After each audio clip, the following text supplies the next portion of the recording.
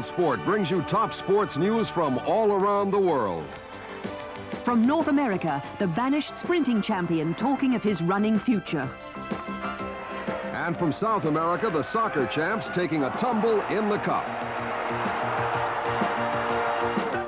We find tennis anger on the courts of California.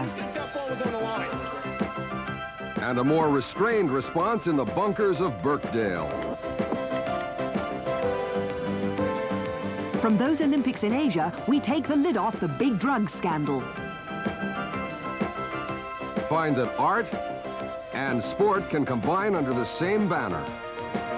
And meet the stars of another Games, the Paralympics. Then we go to the jungles of Africa for the Rallye Côte d'Ivoire.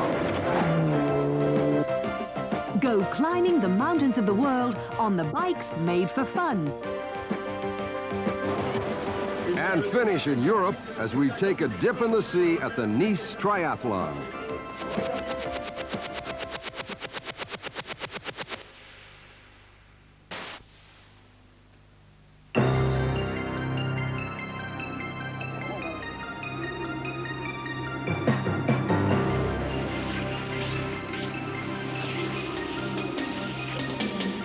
Skiing, the winter sport of the mountains.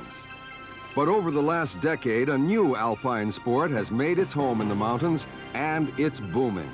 When the winter season ends, the message is, pack up your skis and jump on your mountain bike. The sport has taken California by storm. Thousands of enthusiasts are taking to the mountain trails, some in a more serious way than others.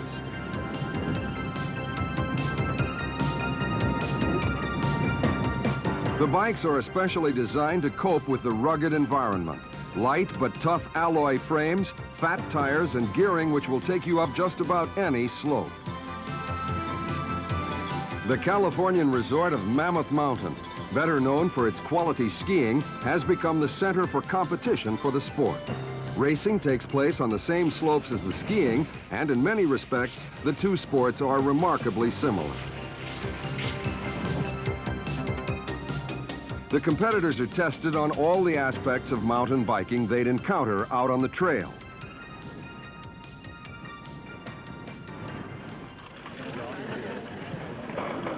The skills are grouped into 4 categories.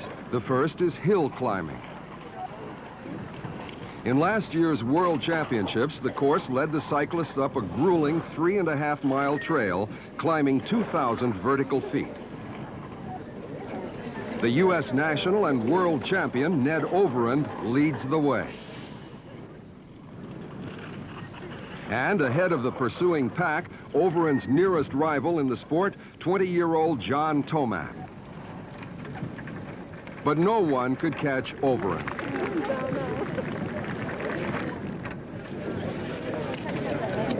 Once the competitors are at the top, it's time to come down again.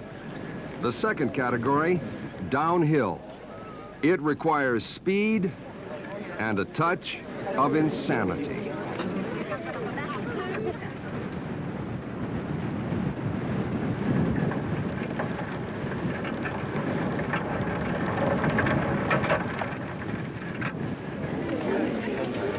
The third discipline is the observed trials event. The cyclists must maneuver their bikes over a tricky obstacle course without putting a foot on the ground.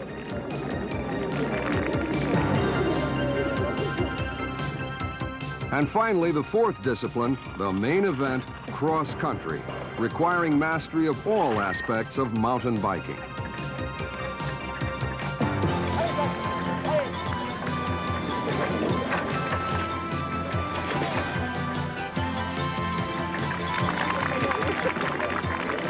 Last year, it was Ned Overend once again who came in first ahead of John Tomac, with Mike Closer in third.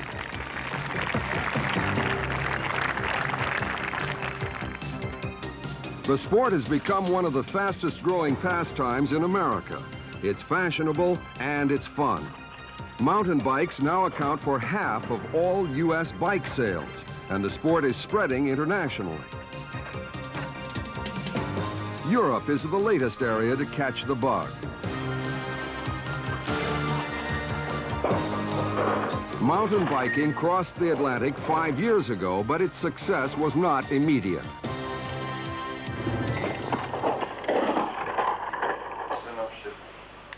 The first European manufacturer to market mountain bikes exclusively was Muddy Fox.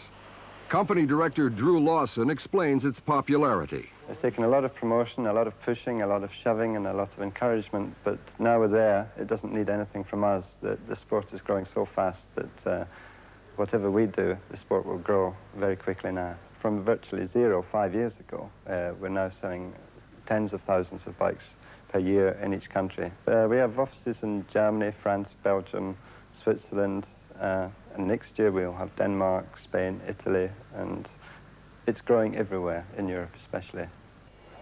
Last month, Europe staged its equivalent of the U.S. World Championships high up in the Swiss Alps at Crans-Montana.